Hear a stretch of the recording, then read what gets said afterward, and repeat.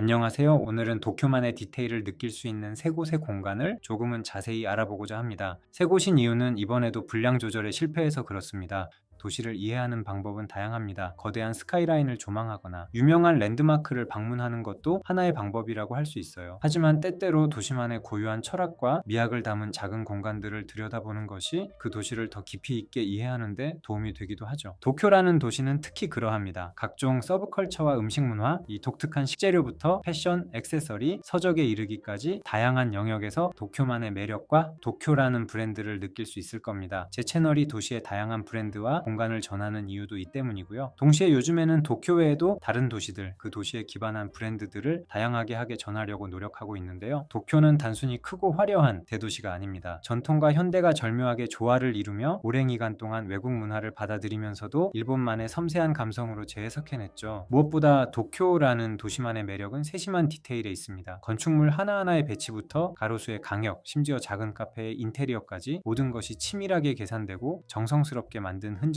있죠. 이런 면에서 서울에도 참고할 게 참 많은 도시죠. 그래서 오늘 소개한 세 곳은 다양하게 참고할 만한 게 많지 않을까 그렇게 생각합니다. 첫 번째는 신마루노우치 빌딩 7층에 위치한 하우스 내 야외 테라스입니다. 도쿄역이 위치한 마루노우지구는 일본 정치, 경제, 금융 중심지이자 도쿄 도시 개발의 꽃이라고 할 수 있습니다. 무엇보다 마루노우치는 도쿄만이 가진 분위기를 온전히 보여주는 흔치 않은 공간입니다. 차분하면서도 웅장하고 동시에 정갈한 도쿄라는 도시가 추구하는 디테일을 그냥 보여주는 곳이 마루노우치 지구라고 할 수 있어요. 즉 마루노우치 자체가 도쿄 건축 철학과 도시 계획의 결정체할 수 있죠. 이러한 결정체를 어떠한 설명 없이 직관적으로 볼 수 있게 하는 장소가 있죠. 바로 신마루노우치 빌딩의 옥상 테라스인 하우스예요. 물론 마루노우치를 볼 수 있는 곳은 키테 옥상 정원도 있죠. 키테 옥상 정원은 푸른 잔디가 어우러져 따뜻하고 친근한 분위기인데요. 반면에 신마루노우치의 하우스는 레스토랑 음식점 바를 모아놓은 곳이다 보니 키테보다 편안한 공간은 아닙니다. 하지만 신마루노우치 빌딩의 하우스의 가장 큰 매력은 도쿄 핵심부를 한 번에 조망할 수 있다는 점입니다. 도쿄 러닝 코스의 시민들 모습부터 빌딩 간 정밀한 강역 배치, 정교하게 배치된 가로수와 잔디밭의 녹지 공간, 벽돌 패턴, 격자 형태로 정돈된 도로망과 건물 배치까지 고층 빌딩 사이를 누비는 차량들의 흐름, 마루노우치를 중심으로 동쪽의 오테마치와 니온바시의 금융가는 물론 서쪽으로는 고쿄와 회의사당, 아카사카까지 도쿄의 정치, 경제, 문화적 중추를 파노라마처럼 펼쳐볼 수 있습니다. 보다 건축학적이자 도시계획학적인 관점에서 도쿄를 관찰할 수 있다는 장점이 있는 곳이죠. 뿐만 아니라 도시 풍경과 동시에 도시의 세밀한 디테일까지 관찰할 수 있습니다. 어느 곳을 보더라도 도쿄의 매력을 다 보여줘요. 도쿄에서 제일 핫한 시부야 스카이에서 보는 전망은 시작부터 클라이막스, 블록버스터라면 신마루노우치 빌딩의 하우스는 겹겹이 빌드업을 하면서 한 방씩 터트리는 거대한 서사, 대하드라마하고 할 수 있습니다. 그러니까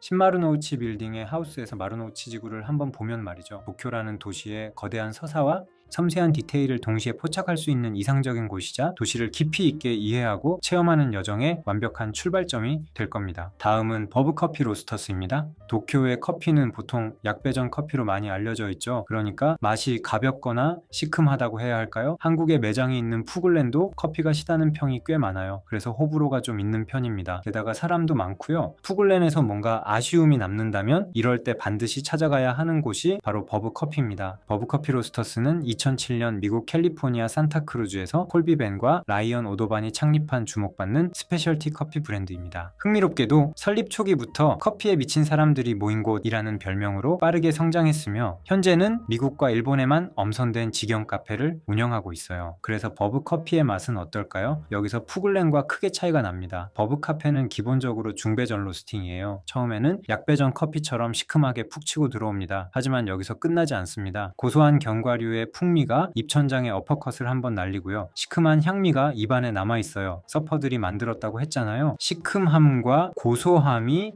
파도처럼 오고 가요. 그러니까 내 혀는 서핑보드인 거예요. 커피 맛이 잔잔하면서도 어쩔 때는 혀에서 소용돌이 치는 그런 역동감이라고 할까요? 현재 버브커피는 가마쿠라에서 모두 로스팅하며 이제 일본에서 한정으로 판매하는 원두도 있습니다. 아까 버브커피를 만든 게 서퍼들이라고 했잖아요. 가마쿠라가 굉장히 유명한 서핑 명소입니다. 파도가 파도가 좋기로 유명하거든요. 슬램덩크에서 나오는 가마쿠라 지역 아시죠? 그 앞에서 사람들이 서핑을 많이 합니다. 도쿄에는 신주쿠, 롭퐁이, 요요기 공원, 에비스 가든 플레이스의 매장이 있어요. 그 중에서도 롭퐁이 매장이 가장 유명합니다. 아침 일찍 문을 열고 인테리어 디자인도 멋지죠. 하지만 전 일정 때문에 에비스 가든 플레이스점을 선택했습니다. 에비스 브루어리 도쿄가 에비스 가든 플레이스 지하에 있어서 함께 둘러보기에 완벽한 조합이었거든요. 게다가 에비스 가든 플레이스도 최근에 리모델링을 했으니까요. 다음에는 롭퐁이 매장에도 가보려고 합니다. 매장에 들어서자마자 느낀 건 버브의 브랜드 철학이 공간 곳곳에 스며들어 있다는 점이었어요. 상업시설 안에 위치함에도 불구하고 여유롭고 세련된 공간 배치가 인상적이었거든요. 자연광을 최대한 활용한 거대한 통유리, 따뜻한 질감의 원목 소재와 미니멀한 소품들, 그리고 정사각형 오픈바가 절묘하게 조화를 이루고 있었습니다. 특히 눈에 띄는 부분은 바와 매장 곳곳에 비치된 꽃항아리였는데요. 커피바가 매장 면적의 상당 부분을 차지하고 있습니다. 커피 제조 과정 전체를 고객이 직접 관찰할 수 있도록 바 좌석도 만들었습니다. 바는 정사각형이었고요. 커피바 위에는 직원들이 핸드드립에 사용하는 필터부터 각종 추출 도구까지 배 모두 진열되어 있었고요. 바리스타들이 커피를 정성스럽게 내리는 모습을 생생하게 볼 수 있었습니다. 게다가 그날그날 시음할 수 있는 다양한 커피들이 서버에 준비되어 있어서 주문 전에 미리 맛을 경험해 볼 수 있다는 점도 인상적이었죠. 버브커피에서 가장 디테일하고 완성도 높다고 느낀 부분은 커피 원두 및 굿즈였는데요. 제품을 담을 수 있는 천연면 소재의 주머니부터 접시까지 캘리포니아의 감성을 일본 느낌고 잘 섞어서 디자인했더라고요. 200g부터 판매하는 프리미엄 싱글 원두나 시그니처 블렌드 원두, 그리고 낱개로 판매하는 드립백 커피까지 모든 제품의 패키지 디자인도 통일되어 있었습니다. 또한 원두를 구매하면 커피 한 잔을 서비스로 주더라고요. 원두 카드와 패키지에는 QR코드도 같이 있어서 원두 정보도 쉽게 알 수 있습니다. 디저트 제품들은 투명한 유리 쇼케이스 안에 아름답게 진열되어 있어서 직접 눈으로 확인하고 선택할 수 있었습니다. 또한 꽃 항아리를 통해 계절감을 자연스럽게 환기시키는 센스가 돋보였어요. 덕분에 공간 전체가 굉장히 밝고 생기가 넘치는 분위기였죠. 이는 북유럽의 차분한 감성이 강한 푸글랭와는 확실히 다르더라고요. 같은 일본 땅에서도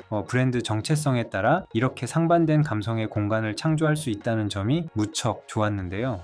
이런 부분이 바로 도쿄만의 디테일이죠. 도쿄라는 도시의 특징은 다른 나라의 문화를 그대로 받아들이면서도 그것을 도쿄만의 감성을 디테일하게 집어넣거든요. 다음은 광고입니다. 사실 이 같은 공간들은 혼자서만 가기에는 낯설 수도 있고요. 같이 갈 사람이 필요할 수도 있을 겁니다. 또한 서로 사진을 찍어줄 사람이 필요할 수도 있고요. 최근 제가 항공 플랫폼 게이트 26의 크리에이터로 활동하게 되었는데요. 평소에도 제가 알고 있던 플랫폼이기도 합니다. 여기에 동행 찾기 기능이 있습니다. 이 기능을 통해 여행 전 여행 중일 때 동행을 찾을 수 있는데요. 지역 기간등을 검색해서 동행을 찾을 수 있습니다. 여행 사진이나 현지에서 정보를 교류하는데도 도움이 되지 않을까 생각하는데요. 추천인의 제 채널명을 쓰면 게이트 26에서 네이버페이 1000원도 지급한다고 하니 많은 관심 부탁드리겠습니다. 광고는 여기까지고요. 다음은 비플렉 코뮌입니다. 이곳은 원래 주차장이었던 곳을 활용해 다양한 문화 공간으로 만든 곳입니다. 도시의 빈 공간을 단순한 주차장이 아니라 새로운 생활 방식을 만들 수 있는 특별한 장소로 바꾸고 싶다는 비전을 담고 있는데요. 주차장 운영회사 비플랫이 2023년 7월부터 2026년까지 3년 한정으로 운영하며 공간 디자인은 모자이크 디자인의 나카무라 코가 담당했습니다. 비플랫 코뮌에서 가장 눈에 띄는 점은 대부분 공사장에서 쓰는 임시 자재로들만 공간을 만들었다는 점입니다. 철로 만든 비계, 여러 크기의 에어돔, 공사용 조명 등 원래 잠깐 쓰려고 만든 자재들로 사람들이 공간을 즐길 수 있는 기본 틀을 만들었거든요. 이런 자재들은 빨리 뜯어내고 다른 곳으로 옮길 수 있어서 공간이 언제든지 바뀔 수 있다는 메시지를 전합니다. 그래서 벽으로 공간을 나누는 보통의 방식과는 다른 열린 공간 경험을 만들어내죠. 그 외에는 푸드트럭들이 공간을 채우고 있죠. 아무래도 주차장과 좁은 골목길을 고쳐서 만든 것이라 공간 자체가 매우 좁고 굉장히 빽빽합니다. 좁은 공간임에도 불구하고 세심한 부분들을 잘 살렸죠. 실제로 이곳은 여러 브랜드들이 좁은 땅에서 최대한 좋은 효과를 내기 위해 각자 공간의 디테일들을 끌어올리고 있습니다. 이런 면에서 비플랫 코뮌은 도쿄만의 세밀한 공간 디테일을 볼 수 있는 곳이라고 할 수 있죠. 이런 특징이 비플랫 코뮌만의 독특한 공간 경험을 만듭니다. 이곳을 한마디로 정의한다면 계획된 어지러움입니다. 이는 세심하게 계산된 무질서인데요. 철비계와 텐트, 공사용 조명이 풍성한 식물들과 다양한 가게 간판, 그래픽 요소들과 복잡하게 얽혀서 어지러우면서도 이상하게 잘 어울리는 공간을 만들어냅니다. 여기서 주목해볼 건 몰골 텐트, 푸드트럭, 간이와 장실 등과 일회용 의자, 화분들입니다. 의자와 텐트 배치를 통해 기본적으로 사람들이 이곳을 즐길 수 있는 구조를 만들고 공간 곳곳에 식물과 화분을 놓아서 계절감을 느낄 수 있게 했거든요. 또한 푸드트럭과 야외 식당을 통해 통해 다양한 음식 경험을 제공합니다. 이 공간은 단순히 음식을 먹는 게 아니라 야외의 탁 트인 느낌과 함께하는 특별한 외식 문화를 만들고 있어요. 현재 이곳에서는 코카게 비어 스탠드, Way Powered by DNA's Beer Brain, 헛더기, 브리스크 스탠드, 오모티에 산도, 시보이즈 팜 등이 영업을 하고 있습니다. 프레쉬 치즈 스튜디오는 최근에 이곳에서 빠졌습니다. 이와 함께 여러 용도로 쓸 수 있는 공간들을 통해 다양한 트렌드 및 문화 프로그램을 열어서 지역 사람들이 모이고 소통할 수 있게 하는 것도 큰 특징입니다. 최신 트렌드를 반영한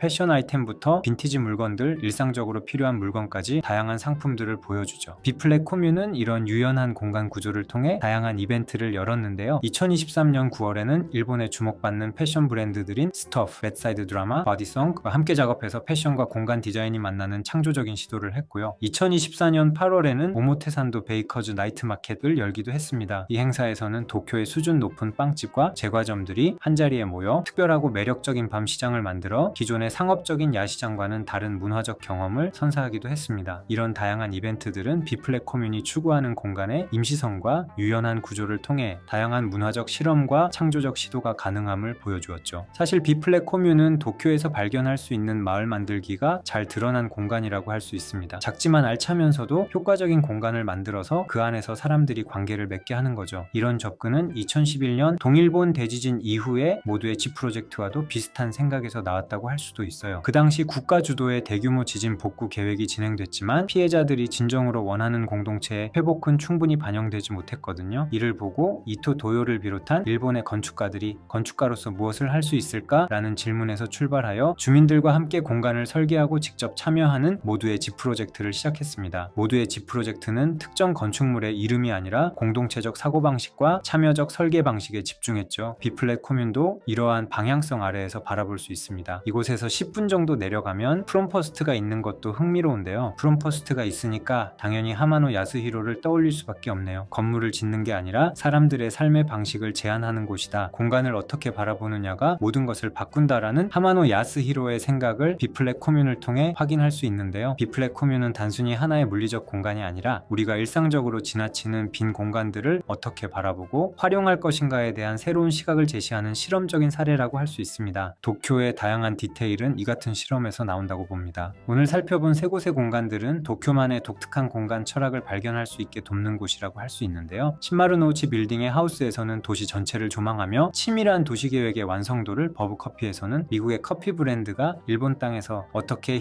현지화되는지를, 그리고 비플렉 코뮌에서는 임시성과 유연성을 통한 새로운 공동체 형성의 가능성을 각각 확인할 수 있었습니다. 이 세 공간이 공통적으로 보여주는 것은 디테일에 집착하는 도쿄라고 할 수 있어요. 거대한 조망에서부터 작은 꽃 항아리까지, 임시 자재의 배치에서부터 커피 한 잔까지 모든 것을 세심하게 계획하고 구현하고자 하는데요. 이건 단순한 완벽주의가 아니라 공간을 이용하는 사람들의 경험을 진정으로 배려하는 마음에서 나온다고 할 수 있습니다. 또한 도쿄는 다양한 문화를 받아들이면서도 그것을 일본만의 감성으로 재해석하는 뛰어난 능력을 보여주는데요. 미국의 서퍼들이 만든 커피 브랜드가 일본에서 가마쿠라의 파도와 연결되고 임시 건축 자재가 공동체의 회복이라는 철학과 만나는 것처럼 도쿄는 끊임없이 새로운 융합과 실험을 시도하고 있죠. 도쿄의 이러한 공간 철학은 우리에게 중요한 시사점을 준다고 할 수 있는데요. 도시의 가치는 크고 화려한 건물이나 첨단 기술에 있는 것이 아니라 그곳에서 살아가는 사람들의 일상을 얼마나 세심하고 따뜻하게 배려하느냐에 있다는 점인데요. 도쿄의 세 공간은 그러한 배려가 어떻게 구체적인 형태로 구현될 수 있는지를 보여주는 살아있는 교과서라고도 할 수 있습니다. 도쿄의 진정한 매력은 완벽함이 아니라 끊임없는 개선인데요. 임시적이고 유연한 공간에서조차 최고의 경험을 만들어내려는 노력, 작은 디테일 하나까지 놓치지 않으려는 정성, 그리고 무엇보다 공간을 통해 사람들 간의 연결과 소통을 만들어내려는 의지, 이것이 바로 도쿄가 전 세계 도시들에게 보여주는 공간 철학의 핵심이지 않을까 그렇게 생각합니다. 여러분의 생각은 어떠신가요? 댓글로 알려주세요. 영상이 마음에 드셨다면 좋아요와 구독도 부탁드려요. 저는 다른 영상으로 다시 돌아오겠습니다.